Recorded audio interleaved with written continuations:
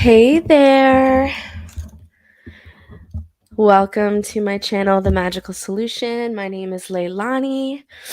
I am back, you guys. Those of you who have been following me for a while, thank you so much for your continued support. And you obviously know that I was away for some time, for a month, because I had taken a trip to India, and it was an amazing trip. And then I got back and I got COVID. Yep. So after 3 years and 3 vaccinations, I did a really good job avoiding it. And when I got back, I immediately got it. So that's what I've been doing, is recovering. And this is my first time back being live with you guys to continue reading on with The Gospel According to Spiritism by Allan Kardec. So, just a brief reminder that this is the third book in his series. The first book is called The Spirit's Book. The second book is called The Medium's Book. And both of them are on my YouTube channel. I read both of those books for you guys as well. So, we are moving forward with this one. Today, we are on chapter 3. Excuse me. But before we begin, let me quickly just go on to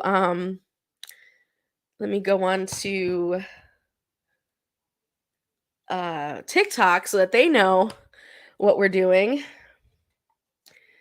There we are. Okay, fabulous. So, chapter 3, let's get going. And if you guys have any questions as I read and go forward, by all means, post your questions.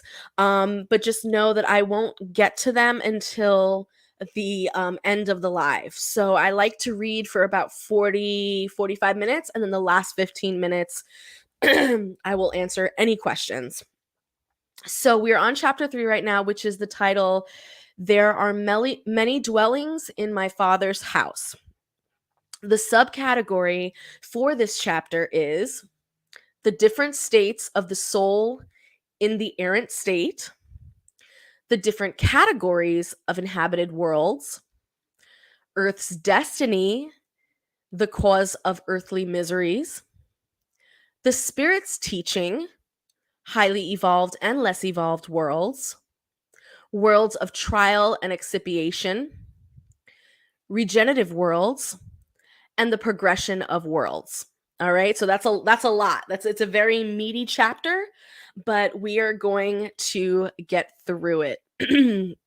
Now, for those of you who are, let me just move this over here.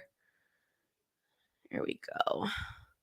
Because I want to be able to actually see your comments. And if you are watching this live, say hello, tell us where you're from so that I can give you a shout out. All right. So here we go.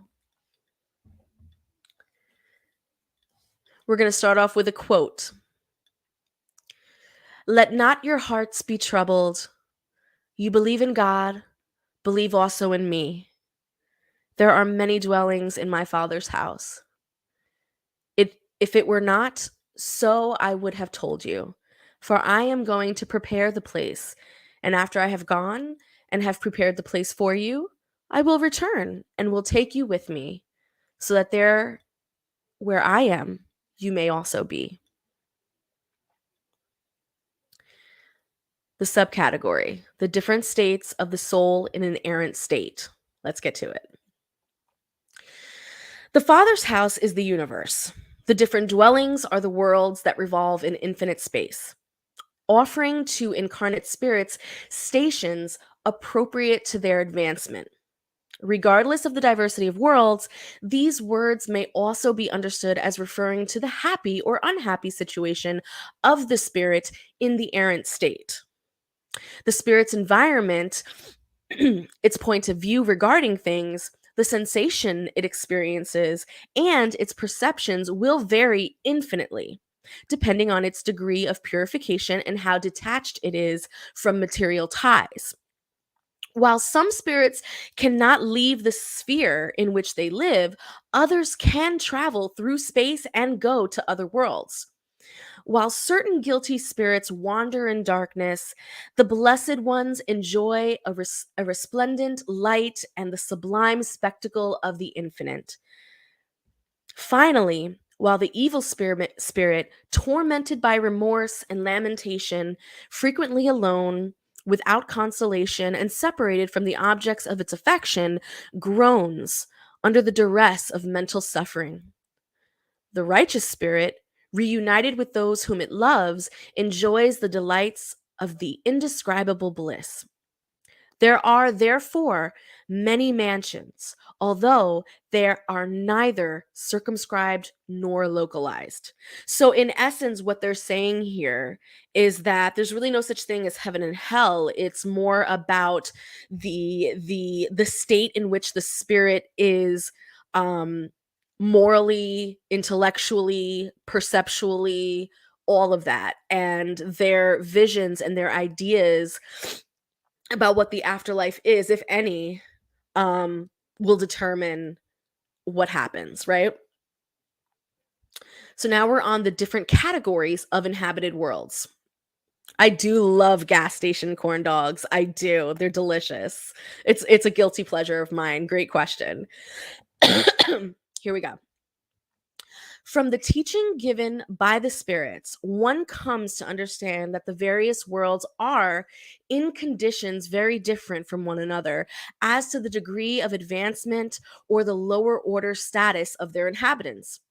Among them are those whose inhabitants are physically and morally even less evolved than those of Earth.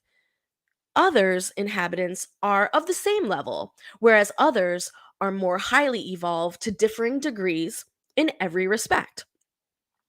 Now, on lower order worlds, existence is completely material, the passions reign supreme, and moral life is almost non existent. To the degree that moral life is developed, the influence of matter diminishes in such a way that on more advanced worlds, life is entirely spiritual, so to speak. On intermediate worlds, there is a mixture of good and evil, with the predominance of one or the other, according to the degree of advancement.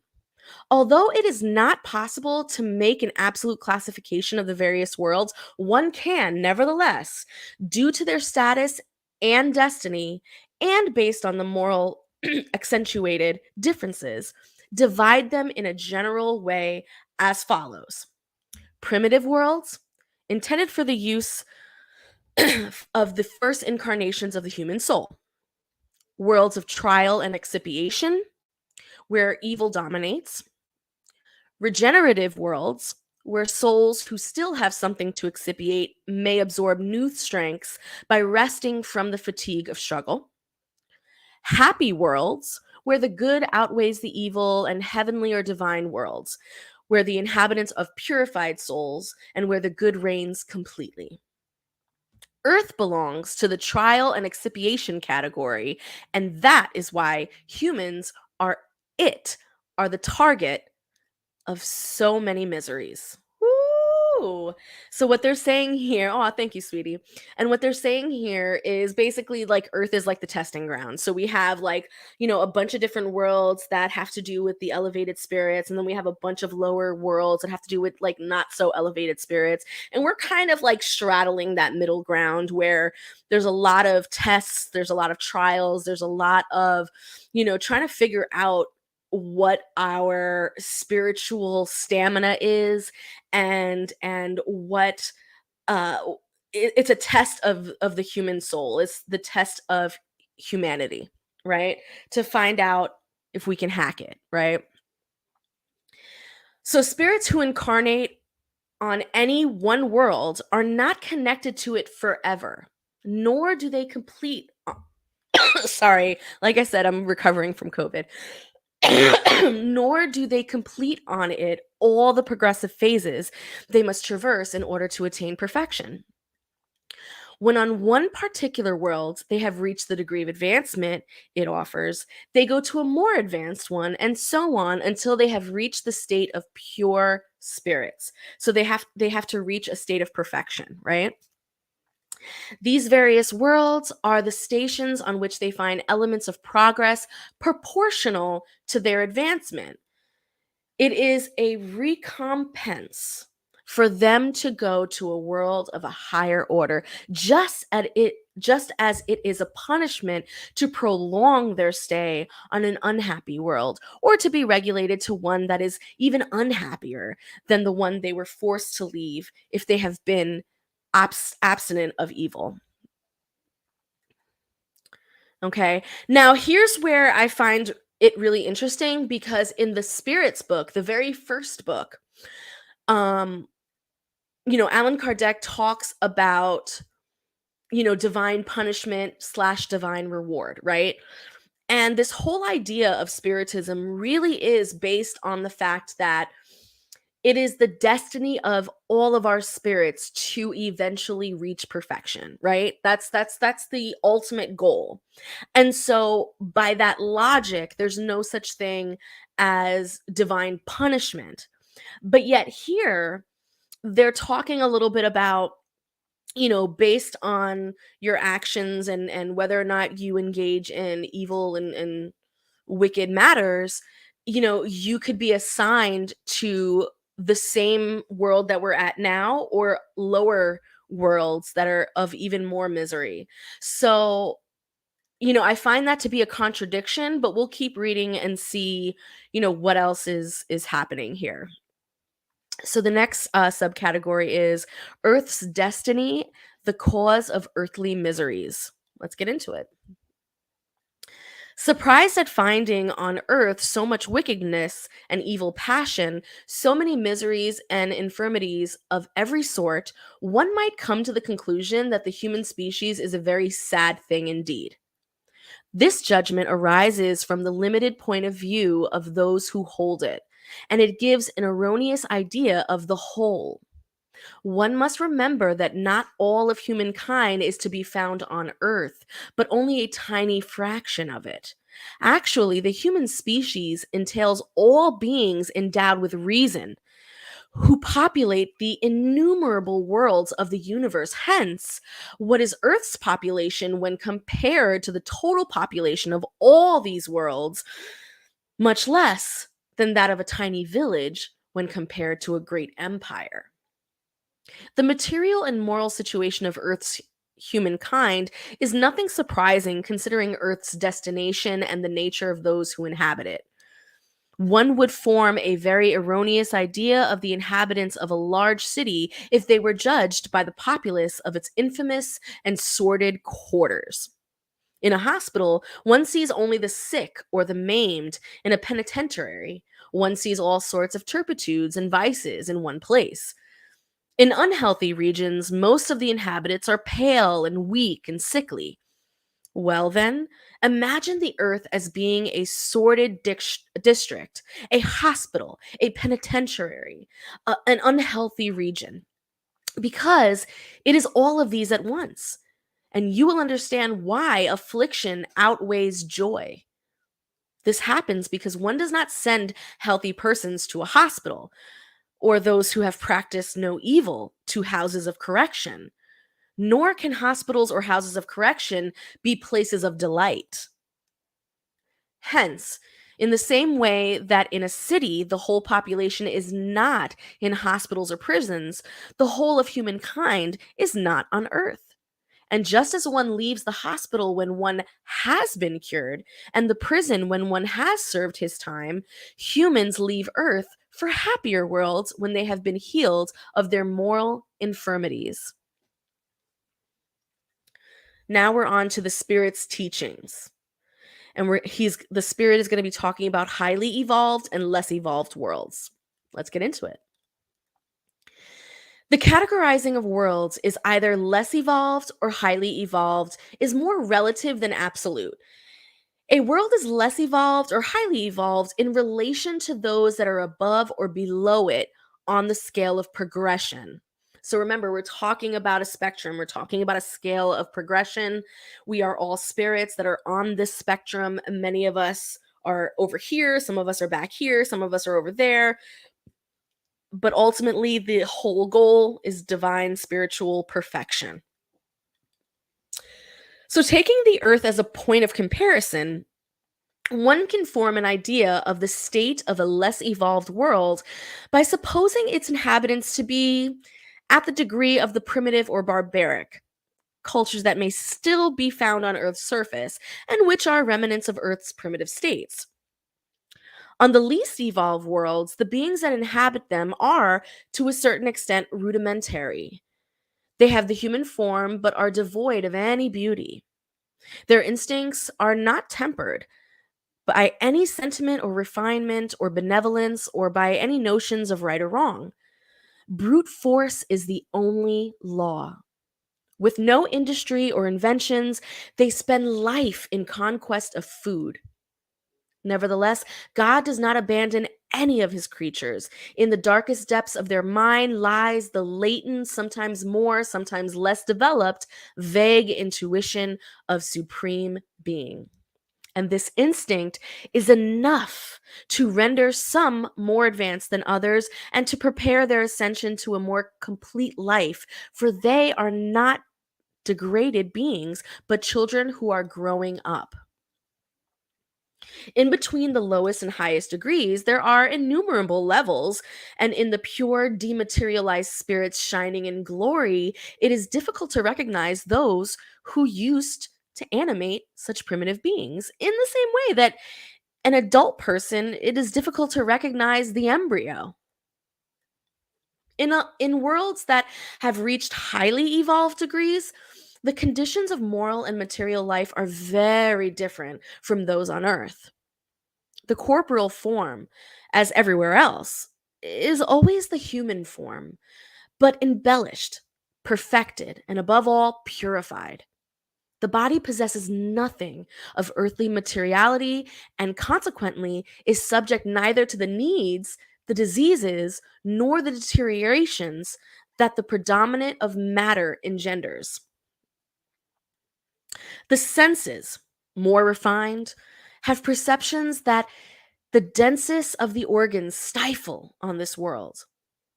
The specific lightness of the body enables rapid and easy locomotion. Instead of dragging itself laboriously over the ground, it glides, so to speak, over the surface or sails through the air with no other effort than of the will, in the way in which angels are portrayed, or in which the ancients imagine the manes on the Elysian fields. Depending on their wishes, humans retain the features of their past migrations and appear to their friends as they were known to them, but illuminated by a divine light and transfigured by inner impressions that are always of an elevated nature. Instead of pallid faces stricken by suffering and passion, intelligence and life radiate from that splendor, which painters have portrayed by the halo or the aureole of the saints. The little resistance that matter poses to highly advanced spirits renders the development of bodies more rapid and infancy short or almost non existent. In the absence of worries and troubles, life is proportionally much larger than on Earth. In principle, longevity is proportional to the degree of advancement of each world. Death holds none of the horrors of decomposition. Far from being an object of dread, it is regarded as a happy transformation, because on such worlds, the doubt as to the future does not exist. During life, the soul, not being enclosed within compact matter, radiates and enjoys a lucidity that places it in an almost permanent state of emancipation and allows for the free transmission of thought. On such blissful worlds, relationships between nations are always friendly and are never disturbed by the ambition of dominating their neighbor or by war, which is the consequence. There are no masters, no slaves or privileges of birth. Only moral and intellectual ascendancy establish the differences of conditions and confer supremacy. Authority is always respected, for it is conferred only on those who have merit. It is always exercised with justice. Humans do not try to raise themselves above others, but only above themselves by striving for perfection. Their objective is to reach the class of pure spirits, and this unceasing desire is not a torment, but a noble ambition that makes them study ardently in order to become like them. All the tender and elevated sentiments of human nature are found there, augmented and purified. Hatred, petty jealousies, and the menial covetousness of envy are unknown. A bond of love and fraternity unites all humans. The strongest help the weakest. Their possessions vary to a greater or lesser degree according to what they have acquired by means of their intelligence. But no one suffers for lack of necessity, since no one is undergoing expiation. In other words, evil does not exist. On your world, you need evil in order to sense the good, night to admire the light, sickness to appreciate the health. On highly evolved worlds, such contrasts are not necessary. Eternal light, eternal beauty, and eternal serenity of the soul provide an eternal joy that is disturbed neither by the anxieties of material life nor contact with evil persons who have no access there. That is what the human spirit finds most difficult to comprehend. Ingenious at painting the torments of hell, it could never represent the delights of heaven. Why not? Because, being little evolved, it has borne only pain and misery, and not having glimpsed the heavenly splendor, it can only speak of what it knows. As the human spirit evolves and purifies itself, however, the horizon becomes resplendent and it comprehends the good that lies ahead as well as the evil that it has left behind. Nevertheless, such fortunate worlds are not privileged, for God is not partial toward any of his children. He gives to all the same rights and faculties to ascend to such worlds. God makes all of us start from the same point and endows no one with more than the others. The highest positions are accessible to all, and it is their responsibility to win them through their labor, to reach them as soon as possible, or to linger through centuries and centuries in the underworlds of humankind.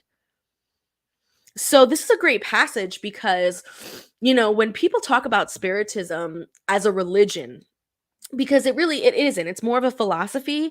It's more of, a way of life that you can incorporate. It's kind of like Buddhism. It's very much just an experience, right? But there are those who kind of take it to that next step and turn it into a religion. And the one thing I will admire about sort of the frame of thought behind this religion is that it doesn't promote fear as a way to get followers or scare people into believing in spiritism. Instead, it promises that if you work towards your own perfection of spirit by doing good deeds and by educating yourself and by helping your neighbor and, all of that stuff, you know, your perfection of spirit is the reward. And that reward can be reaped and benefited right here and now versus waiting until you die. Waiting until you die is the second reward in a way, because if you've done all the things you needed to do in this world and you've perfected yourself to the limits that this world can offer, then the reward is to move on to a higher level world. So in addition, you're not only reaping the benefits of the here and now because of your good deeds, but you're also reaping those benefits after you're gone. Whereas in other religions that we see, especially, Christian, Judaic, monotheistic religions, we're looking at this idea of, the flesh and the earth and all of this being something that we need to sort of disconnect from, and we need to, get right with God first in order to reap the benefits after we die. There's There's nothing to be said about how to really truly help your neighbor, how to really truly live the life of a Christ-like experience. And Spiritism offers that. Spiritism kind of offers sort of like that layout of a lifestyle. And I find that really cool. I don't know. I mean, some people think it's whatever, but I don't know. I think it's kind of cool. Let me know what you think in the comments. Let's move forward. So we are on now worlds of trial and expiation. So now we're on that part. What more can I tell you about worlds of expiation than what you already know? Since all you have to do is consider the earth that you inhabit. The superior intelligence of a large number of its inhabitants indicates that it is not a primitive world meant for the incarnation of spirits who have just left the hands of the Creator. The innate qualities they bring with them are proof that they have already lived and achieved a certain amount of progress. However, the numerous vices to which they are inclined are also an indication of great moral imperfection. And this is why God has placed them on an ungrateful earth, so that they may expiate on it their wrongs through pain filled labor and the miseries of life until they have merited going to a happier world. So you gotta earn your spot in a way. Nevertheless, not all the spirits that incarnate on the earth are sent there in expiation. These so called primitive peoples are spirits who have just left infancy and who are there for an education, so to speak, and to develop themselves through contact with more advanced spirits. Next come the semi civilized peoples. Sorry, let me move this. Comprised of the same spirits in more advanced stages of progress. Generally speaking, these are the indigenous peoples of the earth who are evolved little by little through long centennial periods. Some of them have been able to reach the intellectual advancement of more enlightened peoples. Spirits undergoing expiation are foreigners there. If we may so express ourselves, they have already lived on the other worlds from which they were banished because they persisted in evil and because they were a cause of disturbance to the good inhabitants. They have been relegated to living for a time among less advanced spirits, and since they carry with them their developed intelligence and the seed of acquired knowledge, they have the mission of helping them advance. That is why punished spirits are found in the midst of the most intelligent peoples. Having more sensitivity, the miseries of life are bitter to them because suffering bruises them more deeply than they bruise the primitive peoples, whose morals sense is more obtuse. Consequently, the earth portrays one of the types of excipitory worlds whose variety is infinite. Although they all possess the common characteristics of serving as a place of exile for spirits who rebel against the law of God, there, such spirits must struggle simultaneously against the wickedness of humankind and the inclemency of nature, a twofold and arduous endeavor that at the same time develops the qualities of both the heart and the intelligence. It is thus that God, in his divine goodness, enables punishment itself to revert to the advantage of spirit's progress. So, this is all a quote from St. Augustine. What I just read to you is a quote from St. Augustine. And this quote really kind of talks a little bit. He kind of conflates the Christian doctrine of the fallen angels, if you will, to this sort of idea of moral and intellectual advancement of spirits. So basically what he's saying is that when the primitive people of this earth, people that are like brand spanking new, that were like the first creations of God, first came to this earth, you know, they co-inhabited the earth with spirits of highly intellectual order, but of low moral order because they insisted on doing, wicked things. So he's talking about the fallen angels, and so they were expelled from those good places that we were talking about earlier to spend time here on earth. And during that time, because they have the gifts and the lightness of being an elevated spirit, due to their intelligence and due to their knowledge, they were looked at by the primitive people as gods, or as saints and angels and this and that. And so many of them were worshipped. Many of them were, you know, um, looked at as teachers. And for many of these quote unquote fallen spirits or fallen angels or expelled spirits, for many of them, it was an opportunity to get right with God again. It was an opportunity for them to work with the humans, give light to them, give them intelligence, show the primitive man how to operate fire, show the primitive man how to make the wheel, show the primitive man how to do X, Y, and Z. And therefore, elevating their own spirit and getting right with God again, all while elevating the spirits of the primitive man. And then there are some spirits that were expelled by God that continued to, um, be of low moral order.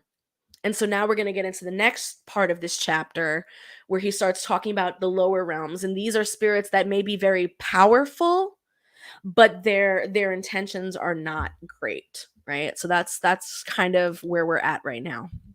So the category of this part of the chapter is called regenerative worlds. Among the stars that twinkle in the blue canopy of the firmament, how many worlds there are like yours, designated by the Lord for trial and expiation. But there are also some that are more miserable, some that are better. And there are those of transition, which may be called regenerative worlds. Each planetary vortex moving in space around a common center draws along with it its own worlds: primitive, exile, trial, regenerative, blissful. We have already spoken to you of those worlds where the newborn soul is placed when still ignorant of good and evil. It can progress toward God, Lord of itself, in possession of its free will. You have already been informed regarding the ample faculties given to the soul so that it may practice good. But alas, there are those who succumb, and God, not desiring their annihilation, permits them to go to those worlds where, from incarnation to incarnation, they purify and regenerate themselves and return worthy of the glory that has been reserved for them. Right? Because again, this is your destiny. In God's eyes, at least according to this writing, it is your destiny for your soul to be perfected. He wants you to reintegrate with him. So there's no concept of punishment. There's no concept of, damning you in any kind of way. Instead, where your morals and your intellect takes you, that's the world that's determined by your previous actions. That's the world that you end up in. And that world is going to give you the same trials and opportunities to, purify yourself. But it's only going to give you the opportunities up to a point, because each world has its own limitations with regards to intellect and morality. And so you can only go so far in a particular world. And this is why when we hear about people like Jesus or the bodhisattvas, and we hear about these saints who manage to go beyond the limits of what their world was offering them, they disappear. They literally turn into light and they disappear because they have their spirit was so purified that they literally cannot be in this space anymore. They have to go somewhere else, because this space cannot hold them, if that makes any sense. So that's what we're talking about. Now, regenerative worlds serve as a transition between worlds of expiation and worlds of bliss. The repentant souls find peace and repose on them and end up purifying itself. Now, of course, on such worlds, humans are still subject to the laws that govern matter. Their humanity still experiences your sensations and desires, but is free of the muddled passions that enslave you. On regenerative worlds, there is no longer the pride that renders your heart silent, the envy that tortures it, and the hatred that suffocates it. The word love is written on every brow. A perfect equity governs social relationships, and all acknowledge God, endeavoring to evolve toward Him by following His laws. Nonetheless, on them there is still not perfect bliss, but the dawning of happiness. Human beings there are still of the flesh and therefore subject to the vicissitudes from which only completely dematerialized beings are freed from. There are still trials to endure, but they do not have the pungent anguish of expiation compared to the earth. These worlds are very happy, and many of you would be satisfied to settle on them, for they are the calm after the storm, the convalences after a cruel disease. Since humans there are less absorbed by material things, they foresee the future better than you do. They comprehend the joys that the Lord promises to those who render themselves worthy. When death has once again reaped their bodies in order to bestow upon them true life, it is then that the delivered soul hovers above all horizons. There are no longer the material and coarse senses, but the senses of pure and celestial peri-spirit breathing emanations from God in aromas of love and charity that emanate from his heart. Bitch, that is the most poetic sentence I have ever read. I kind of want to read it again. The senses of a pure and celestial peri-spirit breathing emanations from God in aromas of love and charity that emanate from his heart. Woo! I love it. But alas, on those worlds, humans are still valuable, and the spirit of evil has not completely lost its empire.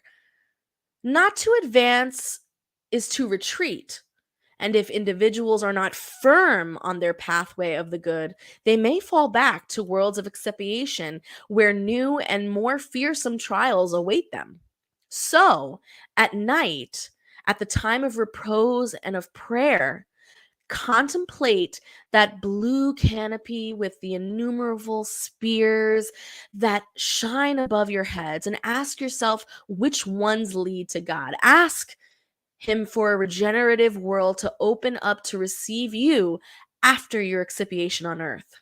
Once again, this was a quote from St. Augustine. Because remember, this is supposed to be the Spirit's teachings. St. Augustine died a mad long time ago. So this is the spirit of St. Augustine that is speaking all of this, right? The next subcategory is the progression of worlds. So let's get into that. Progress is one of the laws of nature. All animate and inanimate beings of creation are submitted to it by the goodness of God, who wills for everything to grow and prosper. Death, which to humans appears to be the end of things, is only a means of reaching a more perfect state through transformation, since everything dies in order to be reborn, and nothing suffers annihilation. At the same time that living beings progress morally, the worlds they inhabit progress materially. Whoever could follow a world in its different phases from the instant in which the first atoms destined to constitute it began to agglomerate, would see it traveling at an incessantly progressive scale, but by degrees imperceptible to each generation, and offering its inhabitants a dwelling more agreeable as they themselves advance on the path of progress. Thus, the progress of human beings, animals, their helpers, plants, and the form of habitants progress in parallel. Nothing in nature remains stationary. How grand this idea is, and how worthy of the magnificence of the Creator.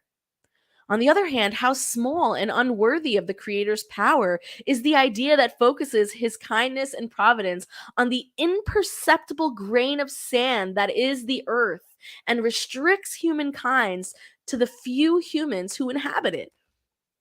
The earth, according to that law, was once materially and morally in a state inferior to today. And under that dual aspect, it will reach a more elevated degree. It has arrived at one of its periods of transformation in which, from being an expiatory world, it will become a regenerative one. Then humans will be happy because God's law will reign on it. That was a quote by St. Augustine. So, what he's saying here is, the same way in which human spirit's destiny is to purify and perfect itself, so is all living things that inhabit the earth and the earth itself. So basically, as we've talked about in the Spirit's book, everything is endowed with spirit, and the destiny of spirit is to perfect itself. And he's saying here that the relation between human spirit, animal spirit, plant spirit, mineral spirit, earth spirit, the relation in which they progress is equidistant. It's equal to each other. So, as one morally progressive, the other materially progresses. And they do this together. And the reason why this happens, and I'm going to explain this from a Spiritist perspective in what I teach in a lot of my classes, is that by progressing your spirit, by elevating your spirit, the consequences are that you elevate the spirits around you and the spaces around you simply by doing that. It's a consequence of it. It's an actual reaction to your action of elevation. And so it makes sense that all of these would happen in accordance with each other, right? Let's see, what time is it? It is 9:33 and we are on chapter 4 now. We finished that chapter, which is awesome. However, I am going to stop and take questions now. So this is a great opportunity to ask me any questions that you might have regarding the chapter that we just read, or just any questions in general regarding Spiritism, and this idea of psychic mediumship, this idea of life after death and spirits and things like that. By all means, now's your time to shine. So I'm going to just give you guys a few minutes to get your thoughts together. And I'm going to put this piece over here. Okay. How are we feeling? How are we feeling?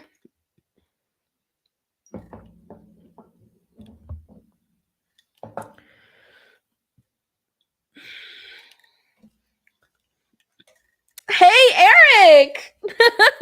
What is up, my friend? Oh, man. So I just got finished reading chapter 3 of the Gospel According to Spiritism by Allan Kardec. Hey, modern magecraft. Holy shit. I haven't seen you in a minute. I'm doing great. I'm recovering from my sickness quite well. I'm back from my trip in India, from India. I'm back to work. I feel great. So yeah. I know, right? Oh, I missed you too. I missed you too. I'm getting back in the game, girl. I'm getting back in the game. I'm getting back on TikTok and Instagram and all the places. So I am excited. Thank you guys for stopping by. That's what's up.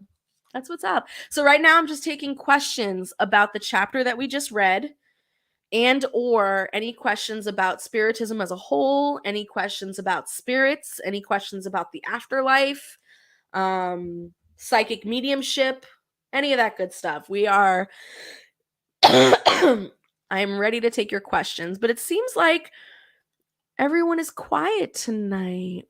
That's okay. That's okay. I did kind of come on here sort of randomly, like kind of like last minute. I didn't really plan it. And usually when I plan it, people do show up and they're ready to kind of throw the questions at me. Lucianne, hi. Oh my god, I haven't seen you here in a minute too. Oh, this is so great. It's like all my favorite people are here right now. That is so awesome. That is so great. Oh man. All right. Well, if nobody has any questions, I'm going to end the live. But know that every Thursday at 7 p.m. Eastern Standard Time, we will read a chapter from some kind of spiritist book. And right now we are doing The Gospel According to Spiritism by Allan Kardec. And then after that, we are going to get into Francisco Candido Xavier, who is a Brazilian spiritist who was very influential in South America, and his books are freaking amazing too. And we'll get into that after this one. Eric, yes, I did do the Taino interview. I did that on Tuesday. TikTok live. I have no idea if those videos save or like where they go. Um, but it was on Tuesday, so I'm sorry. I'm sorry if you missed it. I have no idea if they can like upload it or something. I'll reach out to them because I think TikTok has access. Like we can get to our videos once we've done them, I guess. All right, guys. Anyway, like, comment, share, subscribe. Please show your love in whatever way possible. Also, please know that I teach spiritism courses, espiritismo courses on Fridays. And this Friday, actually, tomorrow is the last day that you can sign up for the full session. Otherwise, if you want to be a part of those classes, you'll have to purchase them individually as they come up. So just take note of that. Now, in those classes, what we're really doing is we're going over sort of the academics of spiritism, right? So we're going over, spiritual anatomy. We are going over spiritual hygiene. We are going over the texts and the history. We are going over, discernment and how to develop our faculties. We are going over the various types of spirits and the worlds in which they inhabit. We go over so much stuff, and that's why I call it an intensive. It's an intensive. I give a lot of homework. There's a lot of responsibility on the student, but I promise you by the end of it, you will feel confident, you will feel good about having these conversations and about hopefully someday finding your spiritist community and going to your first, session or misa or, velada. And that's the whole goal. The whole goal is to prepare you for that and to help you feel confident and good, and to also give you the groundwork and the foundation work that you need in order to stay safe and in order to understand how your faculties actually work. So if you are interested in those classes, please go to my website, www.themagicalsolution.com. It is under my services section, and you can sign up for that. And I would, of course, love to see you there. I had a question here. You want to make an appointment to see me? Oh, I would absolutely love that. I would love that so much. I know you live far away, so for you to, travel and come see me in person is just beyond something that I could appreciate. So thank you. I would love that. Thank you guys so much for joining me tonight. Much love, blessings, light, and progress, of course. And always remember, this is how we grow. Good night, everybody. Ah!